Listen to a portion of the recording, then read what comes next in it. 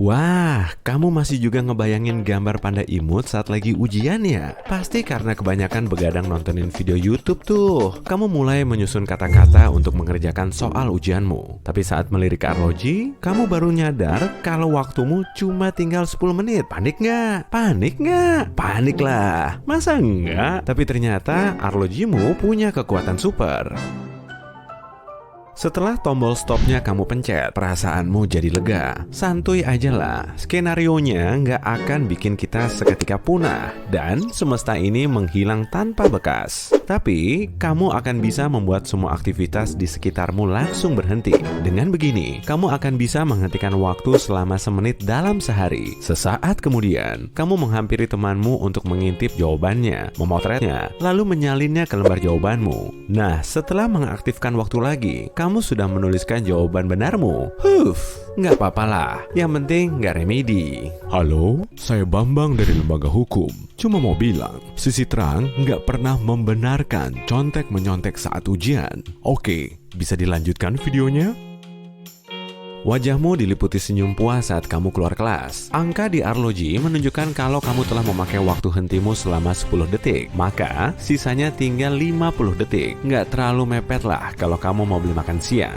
Sebelum menyeberang jalan, tatapanmu tertuju ke cewek cantik yang sibuk teleponan. Dan di belakangnya ada mobil yang melaju kencang. Penyeberang lain cuma bisa pasrah menyaksikan mobil itu terus mendekat.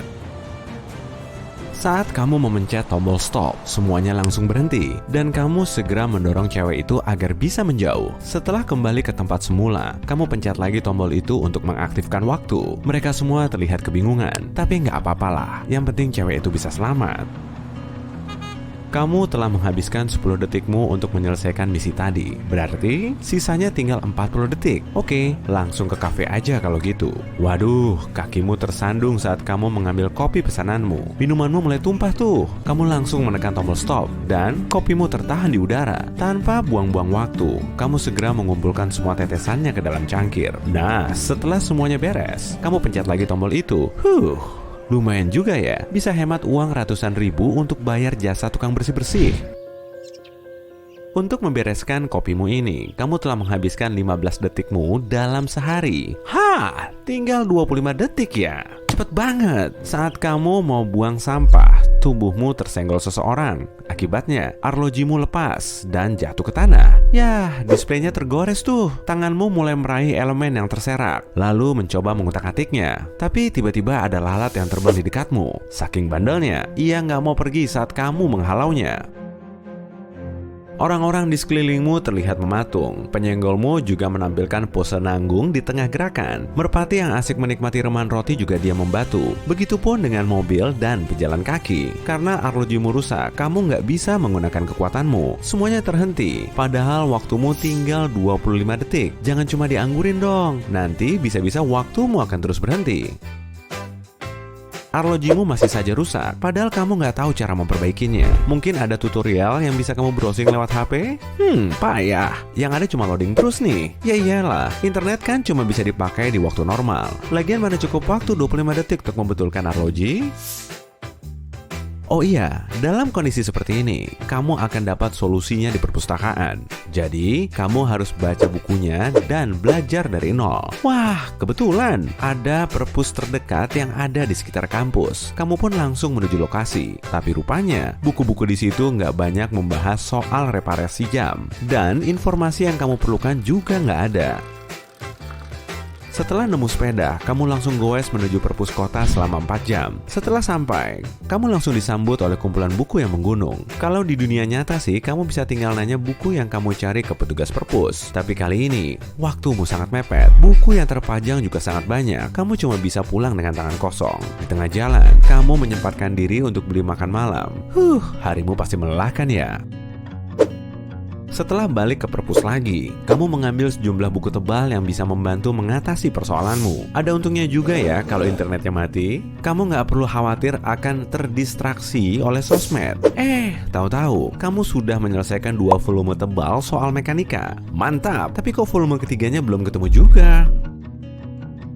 Nah, solusinya cuma satu. Aktifkan kembali waktunya, lalu segera tanyakan lokasi volume buku ketigamu ke Mbah Google. Nggak mungkin juga kan download e-booknya, karena saat waktu terhenti, kamu nggak akan bisa ngeprint. Setelah tombolnya ditekan, waktu normalmu berjalan lagi. Semua pengunjung perpus terkaget-kaget saat melihat kasur dan remahan makanan berserakan di lantai. Setelah browsing sebentar, ternyata kamu tahu kalau buku itu bisa kamu pesan secara langsung dan akan sampai di tanganmu besok pagi. Ternyata lokasi terdekatnya ada di perpus pesisir barat Amerika. Yah, padahal kamu sedang ada di New York. Dan parahnya lagi, sumber satu-satunya buku itu telah diperbarui beberapa tahun silam. Kemungkinan buku fisiknya sudah nggak ada di tempat. Kamu pun menghentikan waktu lagi dan perlu 10 detik untuk menuju lokasi. Jadi, kamu cuma bisa menempuh jalan darat selama setengah tahun dengan sepeda.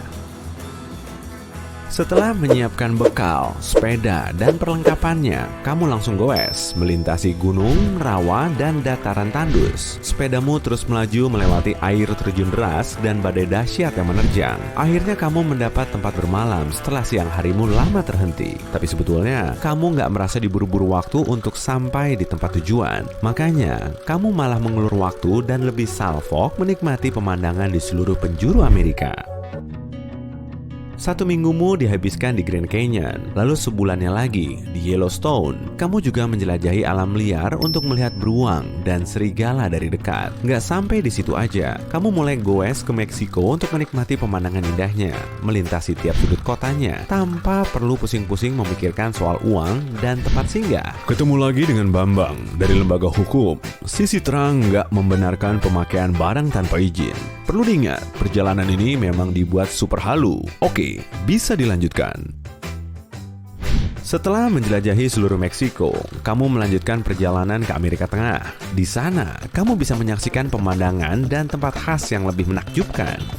Perjalananmu sudah sejauh ini loh. Sayang banget kan kalau nggak dilanjutkan sampai Amerika Selatan? Nah, sekalian aja lah datang ke rumah temanmu yang ada di Argentina. Nggak ada salahnya kan kalau kamu bikin kejutan?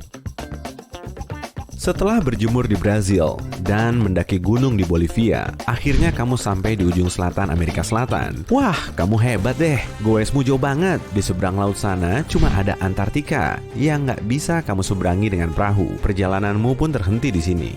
Oke lah, sudah saatnya fokus lagi ke tujuan awalmu tadi.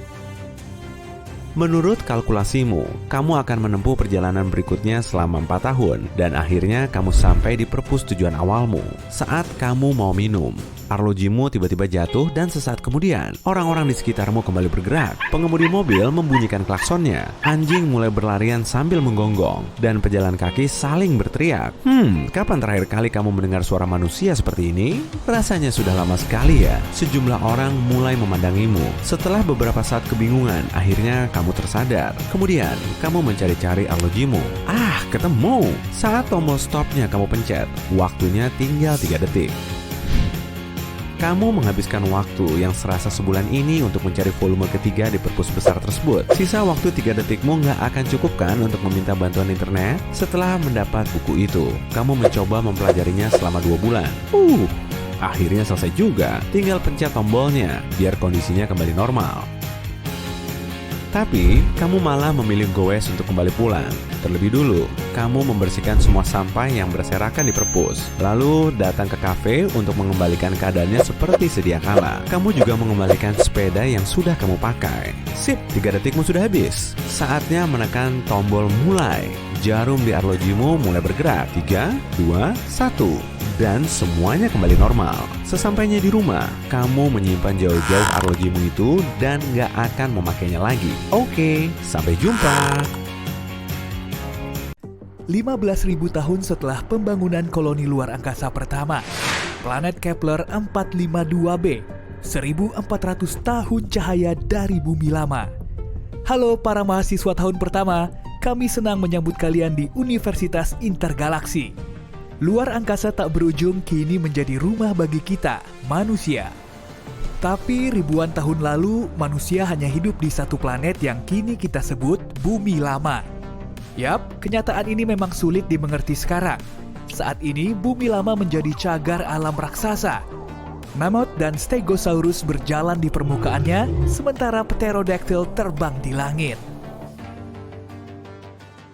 Membuat ulang hewan yang pernah menguasai bumi lama jutaan tahun lalu ternyata jauh lebih mudah daripada memahami cara hidup nenek moyang kita.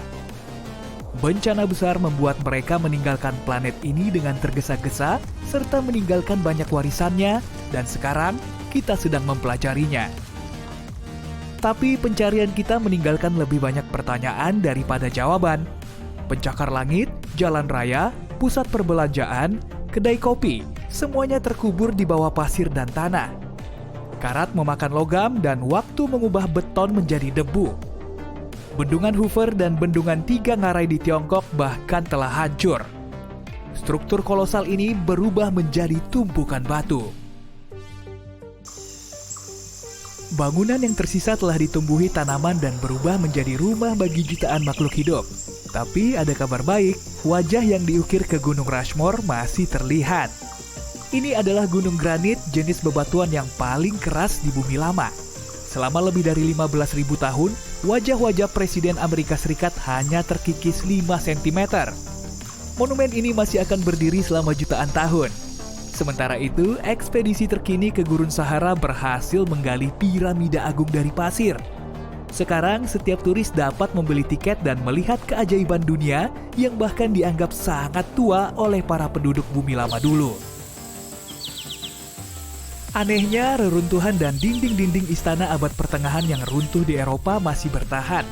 Semua ini dibangun dari bebatuan besar dan tanpa tambahan logam yang dapat memuai dan menghancurkan bebatuan saat berkarat. Nenek moyang kita meninggalkan bertumpuk-tumpuk sampah, botol kosong, kemasan plastik, pembungkus. Semua ini membantu para ilmuwan menciptakan kembali pola konsumsi orang-orang di masa lalu. Berkat ini, kita tahu bahwa pada tahun 2000-an, hampir 8 miliar orang sering makan keripik, coklat, dan pizza. Mereka juga jarang minum air putih dan lebih menyukai kopi. 60% penduduk bumi lama hidup dalam internet selama 7 jam sehari. 2 miliar situs web bekerja non-stop. Awalnya, informasi disimpan di dalam hard disk, USB drive, dan CD. Tapi penyimpanan semacam ini ditinggalkan setelah beberapa tahun. Cloud mengambil tempat mereka. Cloud adalah tempat penyimpanan daring dengan server yang terhubung ke jaringan global. Cloud mencatat seluruh hidup peradaban di bumi dan menyimpannya di pusat data. Di luar angkasa, internet bumi tidak bekerja dengan baik. Ternyata, jarak yang sangat jauh dan kurangnya pengetahuan teknis sangat menghambat kita. Bayangkan jika warga Pluto ingin mengetahui perbedaan antara pizza margherita dan calzone. Mereka harus mengklik tautan dan menunggu beberapa jam agar terbuka. Kalau ternyata salah mengetik, mereka harus menunggu lagi. Tiap koloni membuat internetnya sendiri dengan mengirimkan satelit untuk mengorbit planet masing-masing. Butuh waktu untuk menghubungkan ribuan koloni ke web intergalaksi yang kini kita kenal sebagai Uninet. Ketika bencana alam melanda, orang-orang harus menyelamatkan diri, meninggalkan planet yang terpaksa menerima takdirnya. Listrik padam, tak ada yang mengelola server maupun pusat data, dan banyak informasi tentang peradaban mereka hilang. Kita telah menjelajah jauh ke dalam bumi lama dan menemukan banyak artefak yang menarik. Para mahasiswa, saya mau mengundang kalian melihat hal-hal menakjubkan ini. Warga bumi menyebutnya kamera. Mereka mengambil foto makanan, kegiatan lari pagi, dan sepatu baru menggunakan kamera. Namun ada satu hal yang dapat dipahami oleh para ilmuwan kita. Orang-orang kuno ini biasa berkomunikasi dengan bantuan kamera juga. Salah satu misteri utama masa lalu adalah alat makan beragam ukuran. Para arkeolog menemukan alat makan ini di hampir setiap rumah. Banyak nama tertulis di sana. Guguk, koko, Milo, dan kacang misalnya. Kita tahu ini adalah barang tempat anjing dan kucing makan. Tapi kita belum paham kenapa mereka sangat memanjakan hewan sampai seperti ini. Misalnya, baru-baru ini arkeolog menggali salon kecantikan untuk pudel di San Francisco. Saya juga menyayangi naga saya dari hutan Gliese 832C. Tapi saya tidak mengurus bulu dan merawat kukunya. Dan ini dia artefak favorit saya, buku. Di seluruh alam semesta, artefak ini yang paling berharga. Saya hanya punya satu sampel dalam koleksi barang antik saya. Ini adalah antologi resep memasak. Dan harganya mahal sekali. Reruntuhan museum adalah harta karun bagi para arkeolog dan umat manusia baru. Bangunan-bangunan ini sudah runtuh sejak lama dan kini terlihat seperti perbukitan biasa yang ditumbuhi pepohonan dan rerumputan. Museum ibarat mutiara di laut. Semua tergeletak di dasar dan menunggu dipanen dari cangkangnya. Dan terkadang para arkeolog berhasil melakukannya. Buku, lukisan, dokumen, dan pakaian sebagian besar telah berubah menjadi debu. Tapi kita dapat menikmati keindahan patung-patung yang diukir dari marmer oleh para seniman Yunani dan Romawi kuno. Di dinding gua seluruh dunia ada gambar binatang dan cap tangan manusia mula-mula. Mereka tidak tahu cara membaca, mengendarai mobil, atau menerbangkan pesawat luar angkasa. Tapi lukisan mereka masih bertahan. Sangat luar biasa. Selama ribuan tahun, waktu telah melahap bendungan besar serta perkotaan dengan gedung pencakar langit dan jembatannya. Namun, telapak tangan manusia kuno masih menghiasi dinding gua yang dingin dan kasar. Arkeologi luar angkasa menjadi makin populer. Ribuan ton puing-puing antariksa terbang di sekitar bumi lama. Sensasi yang paling besar adalah penemuan probe Voyager 1. Warga bumi lama mengirimnya ke luar angkasa pada tahap awal pengembangannya. Saya melihat kalian tersenyum remeh. Saat ini, perangkat serupa bisa dirakit oleh mahasiswa tahun pertama dari suku cadang di garasi orang tua mereka. Tapi teman-teman, jangan tertawakan nenek moyang kita. Mereka sudah berusaha sebaik mungkin. Voyager bukanlah satelit sederhana. Perangkat ini dapat dibandingkan dengan surat botol yang dilemparkan ke laut. Dan lautan kosmik itu jutaan kali lebih besar dibanding Samudra Pasifik bumi lama. Para insinyur masa lalu meninggalkan banyak kapsul waktu berisi pesan. Isinya beragam, mulai dari foto-foto orang dan keadaan planet ini dulu, serta informasi ilmiah tentang bumi lama. Rekaman musik berdurasi 90 menit juga lumayan diminati. Ini adalah hadiah dari leluhur kita untuk kita, warga antariksa. Sinyal radio yang dikirimkan umat manusia ke luar angkasa juga selamat. Kami telah melacaknya. Siaran radio, percakapan telepon, sampai tangga lagu melanjutkan perjalanan mereka menembus luar angkasa. Jutaan tahun kemudian sinyal ini akan melemah dan hanya meninggalkan gema elektronik. Pada tahun 2020 ada 1,4 miliar mobil di bumi lama. Banyak sekali. Tapi, mobil-mobil ini bergerak di sepanjang jalan beraspal dan menggunakan ban karet, bukan melayang di udara. Saat manusia terbang ke luar angkasa, mereka meninggalkan semua kendaraan ini di bumi lama. Dalam beberapa ratus tahun, mobil-mobil itu rusak dan berubah menjadi tumpukan logam, plastik, dan karet. Salah satu objek yang bertahan selama ribuan tahun adalah wahana penjelajah bulan. Tidak ada udara, air, ataupun gempa di bulan. Semua yang datang ke sana bisa dibilang tersegel oleh waktu, dan itulah yang terjadi pada penjelajah ini. Para arkeolog telah menemukan banyak pesawat luar angkasa lain yang berada di bulan. Alat-alat ini adalah artefak yang tak ternilai di Museum Teknologi Bumi Primitif. Di Kepulauan Svalbard di Samudra Arktika, para ilmuwan menggali Global Seed Vault. Warga bumi lama membangunnya pada tahun 2008. Ini ide yang hebat. Silo besar ini berisi 4,5 juta sampel dari 500 benih. Miliaran benih telah membantu menyediakan bahan pangan bagi koloni. Sekarang kalian bisa makan popcorn dan hamburger dengan roti asli berkat benih-benih ini. Selama ribuan tahun, benih disimpan tanpa campur tangan manusia. Ini bukan keajaiban, melainkan perhitungan ilmiah yang akurat. Gudang benih ini dibangun di bawah tanah pada kedalaman 120 meter. Gempa bumi atau banjir tidak menyentuhnya, dan tanah beku abadi memberikan suhu yang optimal agar benih-benih ini bertahan. Sebagian besar logam ditambang dari bijih. Bijih logam ini tidak mengandung logam murni, melainkan hanya senyawa kimianya. Untuk mendapatkan besi murni, bijih ini harus dilebur terlebih dulu. Tapi ada masalah. Logam dari bijih beroksidasi saat bersentuhan dengan air atau oksigen. Sederhananya, logam berkarat. Inilah penyebab logam kembali ke keadaan bijih alaminya. Oleh karena itu, paku, pagar logam, jembatan, dan rumah-rumah berkarat dan roboh. Tapi ini tidak terjadi pada emas, perak, dan platinum. Semua objek yang terbuat dari logam ini abadi dan takkan kehilangan bentuknya. Tentu saja jika cincin dan liontin ini tidak terpukul oleh palu. Selama penggalian, arkeolog menemukan ribuan perhiasan.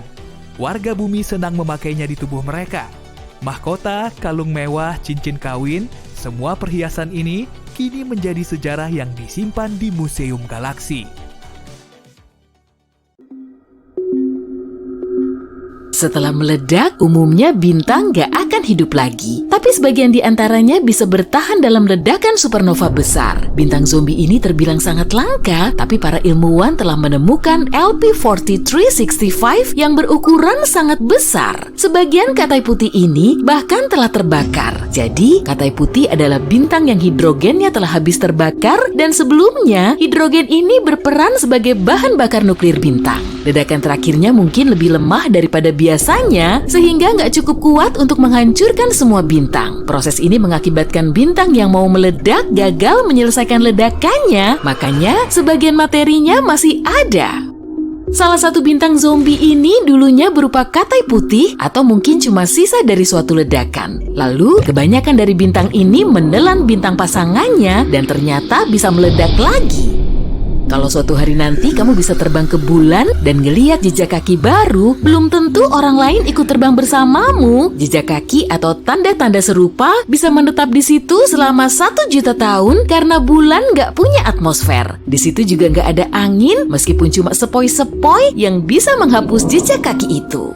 Di ruang angkasa, kamu akan mampu nempelin 2 batang logam cuma dengan tangan kosong loh. Tapi ini bukan super power sih. Kamu cuma perlu nekan keduanya sampai nempel. Jadi deh, oksigen di atmosfer kita ngebentuk lapisan tipis di permukaan logam, kemudian menghasilkan penghalang. Trik ini nggak berlaku di bumi, tapi sangat mudah dilakukan di luar angkasa. Kalau kamu lagi piknik keluar angkasa, jangan lepas baju antariksamu ya, kecuali kamu lagi ada di dalam pesawat luar angkasa. Udara di paru-parumu dan bagian tubuh lain akan memuai, akibatnya tubuhmu akan mengembang 2 kali lipat dari ukuran normal sehingga kelihatan mirip balon. Dan untungnya kulitmu cukup elastis untuk bisa menyesuaikan diri, jadi kamu nggak akan meletup.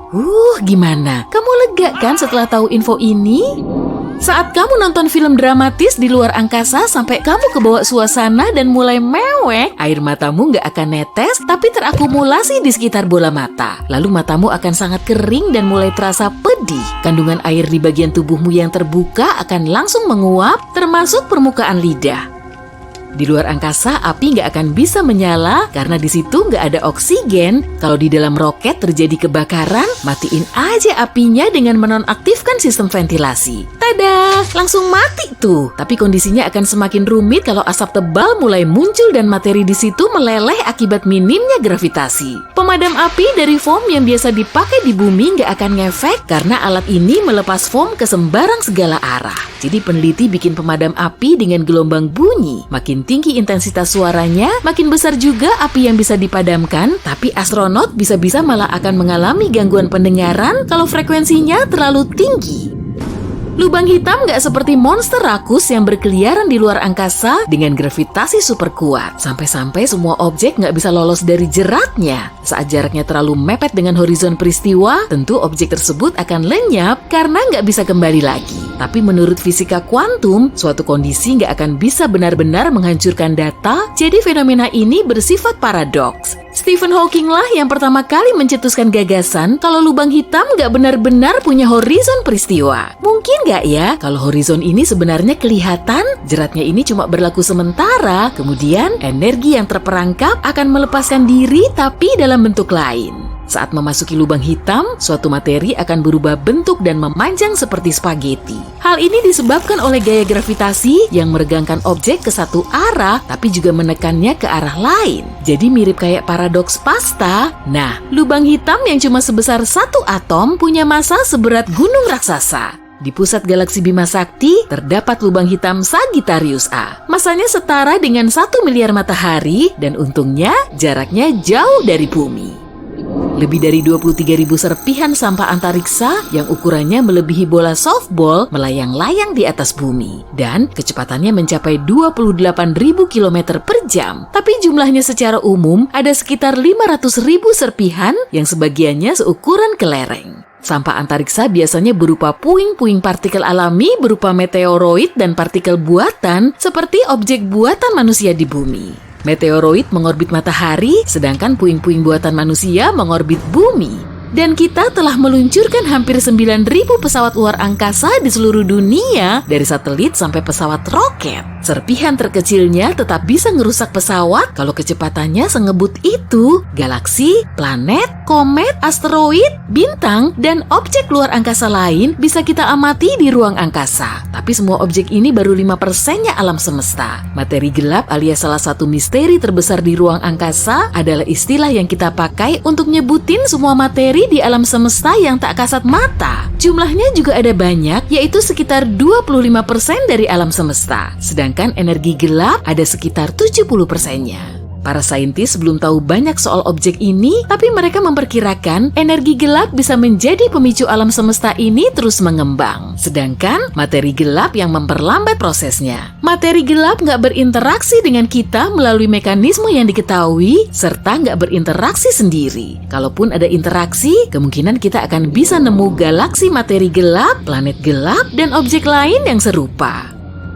Astronom telah nemu lubang terbesar yang pernah terlihat di alam semesta. Mereka menamainya sebagai ruang kosong raksasa yang membentang sepanjang 1 miliar tahun cahaya. Mereka nggak sengaja menemukan lubang ini, jadi salah satu anggota tim riset mulai agak bosen, kemudian pengen ngecek objek dari titik dingin, yaitu anomali di peta radiasi latar gelombang mikrokosmik atau CMB. Jadi singkatnya, CMB adalah cahaya lemah yang mengenai bumi dari berbagai arah, kemudian mengisi alam semesta kita. CMB telah ada di luar angkasa selama hampir 14 miliar tahun sebagai radiasi yang muncul setelah Big Bang.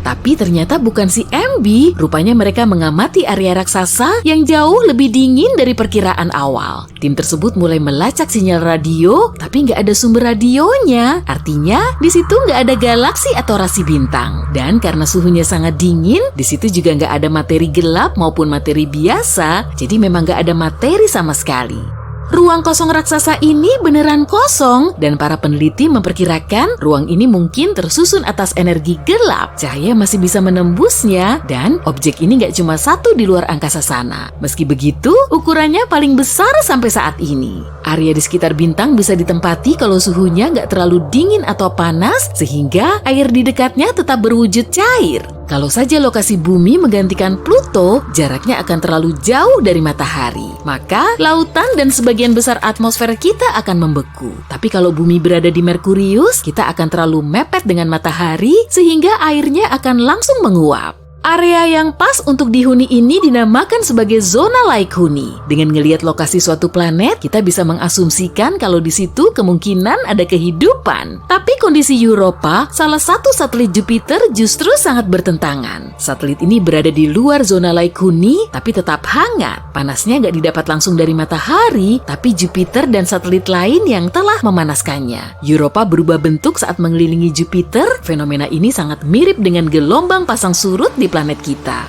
Air di bumi mengubah bentuk bumi sebagai akibat dari kekuatan pasang surut bulan. Satu hal yang sama terjadi pada objek padat, objek tersebut akan tertekan, maka energi akan masuk ke dalamnya.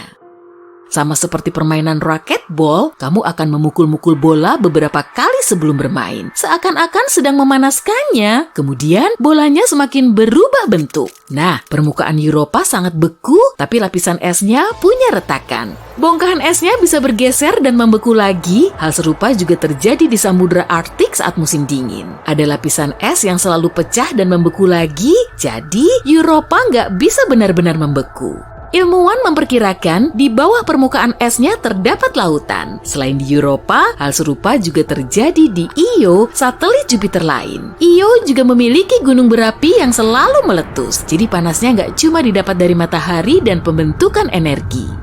Banyak ahli memperkirakan kalau alam semesta akan berakhir sekitar 3-22 miliar tahun lagi. Alam semesta terus mengembang, jadi dahulunya berwujud sangat padat. Kalau alam semesta punya awal, maka juga akan punya akhir. Dan menurut salah satu teori populer, proses ini akan terus melambat dan gravitasi akan berubah menjadi kekuatan yang bisa bikin alam semesta kita menyusut. Kemudian kondisinya akan semakin amburadul. Semua galaksi, bintang, planet, objek lain akan bergerak, bertabrakan, dan saling menghancurkan. Seperti kebalikan dari Big Bang, kondisi saat itu akan sangat kacau dan semuanya hancur lebur. Belajar hal kayak gini tetap ada positifnya kan? Jadi, tetaplah di sisi terang kehidupan.